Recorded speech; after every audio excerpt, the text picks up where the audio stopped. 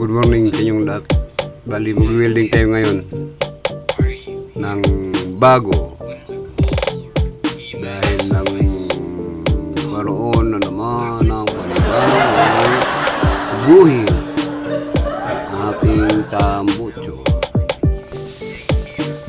Kaya kailangan natin itong weldingin ngayon at nang maging okay na at makabiyahe na ulit. At yan nga pala yung weldingin natin, tambutso ng motor, kasi nagkaroon naman ng lamat. At yan na nga, welding ko na, ginawa ko na, kailangan ko ng weldingin at may kabit ko na dyan sa motor.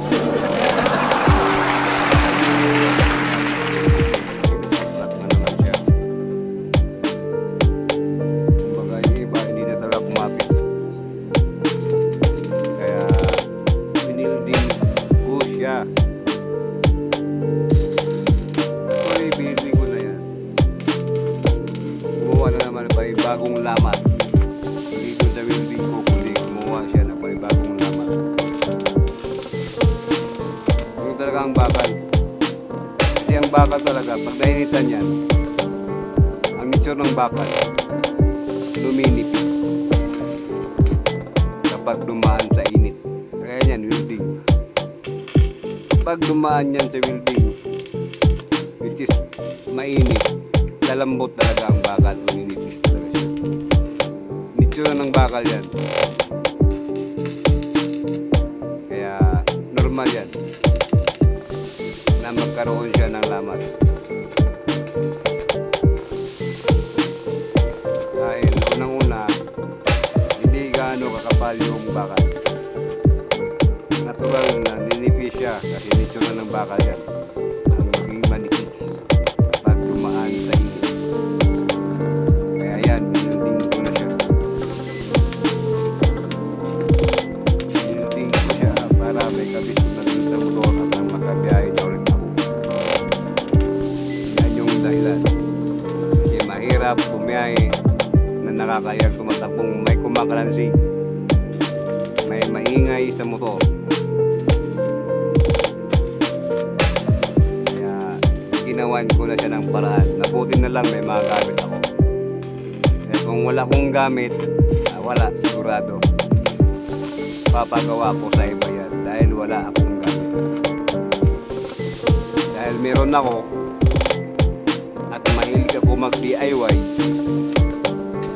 ginawa ko na siya. At ayan nga, ginawa ko na, ginabit ko na yung welding.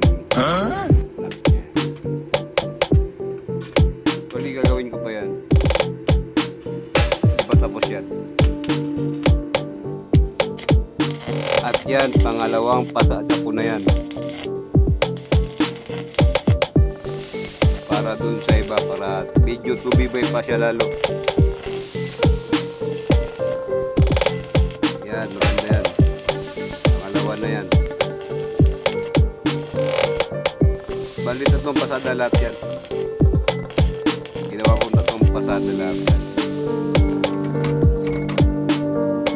Para siguradong kapit na kapit. Kung sakaling matanggal man siya, alam na, tanggal talaga siya. Yan tayo magawa ng sakyan.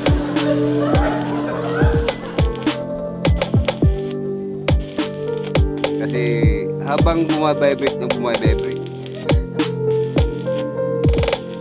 natatanggal talaga yan. Parang nut yan eh. Kahit anong higpit mo dyan,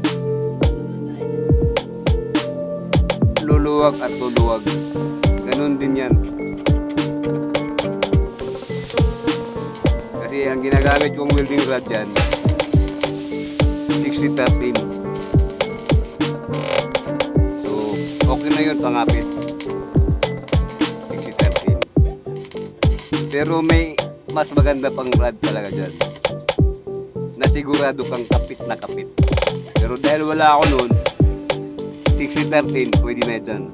Pwede na dyan ang 60-13. Tingnan yung maigi kung ano ang gagawin at kung ano ang nangyari.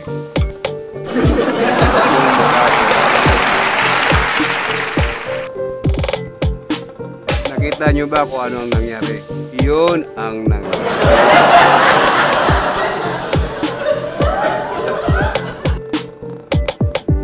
Back to reality na tayo. Yan, pangatlong pasada na yan. Pangatlong pasada. Kung kanina, una, pangalawa, pangatlo. Yan ang pangatlong pasada. Last na yan. Pero tapos na ako. At ito, nakatingga.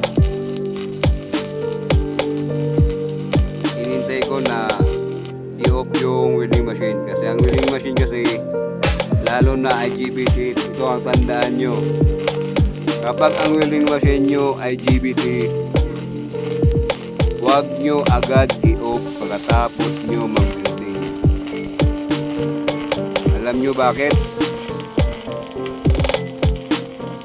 Sisirain niya ang IGBT.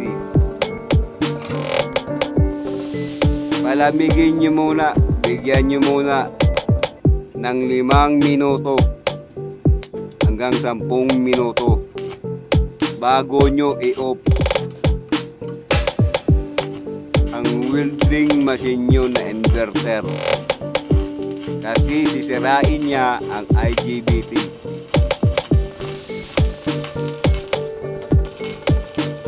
Kaya ingatan nyo ang gamit nyo, kasi kung hindi nyo ingatan ang gamit nyo, magugulat na lang kayo. Kasunod yung gamit, puputok ka lang bigla yan. Dahil hindi nyo iniingatan ang welding machine nyo na inverter. Meron akong welding machine inverter. Kaya bago ko siya i-off, dahil tapos na ako kanina pa, ang ginagawa ko, hinayaan ko muna siyang gumana para yung IGBT niya palalamigin niya. Kasi kung i-off nyo agad yan pagkatapos yung mag-welding na hindi nag-cool down ang IGBT, matik yan, sabog-sabog yan. Actually, marami akong tropa, marami akong kilala, marami akong kaibigan na gumagawa ng welding machine. Actually, yun talaga negosyo nila. Kaya nga, sideline nila yun. Sideline nila yun. Iwan ko lang kung matanggal mo to. Yung pag-aayos ng welding machine. Kung matanggal Pwede kayong lumapit sa akin at ituro kayo sa mga tao na yun kung sasabog yung welding machine nyo. Kaya advice ko sa inyo, pag may welding machine kayo, lalo na inverter, palamigin nyo muna ang IGBT bago nyo i-off. Bigyan nyo muna ng 5 to 10 minutes Iwan ko lang kung matanggal pa to. bago nyo i-off. Palo yan yung sinasabi ko sa inyo. IGBT o inverter welding machine, wag nyo muna i-off. Kasi ako, kanina pa ako tapos, hindi ko muna siya in-off. Guys, so tapos na tayo. Tapos na tayo. Okay na. Na-welding ko na yan. Okay na yan. Iwan ko lang kung matanggal pa yan. Kung matanggal pa yan, hindi tanggal. Nagawin, matanggal na. Di ba? Thank you guys. At maraming salamat sa panonood.